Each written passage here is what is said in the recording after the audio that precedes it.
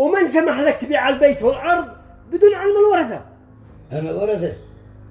من بدك تبقى ورثة؟ كيف؟ أنا وأخواتك.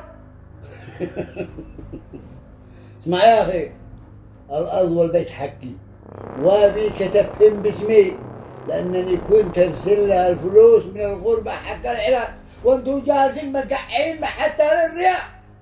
قال يعوض خسارتي أو قد نسيت يا أخي.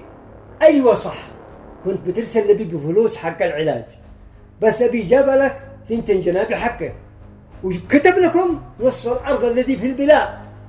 هذا الكلام الذي قاله لنا، وباقي الورث حكاية كلنا. حقكم كلكم؟ من أين حقكم كلكم؟ كل حقي، وبيني وبين بيع وشراء، انه باع علي بيع وشراء، ما مش عندي لكم شيء. ايه فيش تقول حقنا واحنا عايشين يا مبغوط؟ والله اقتلك كذا كلب،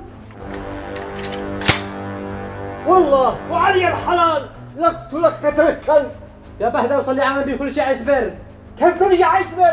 سأل عند امك.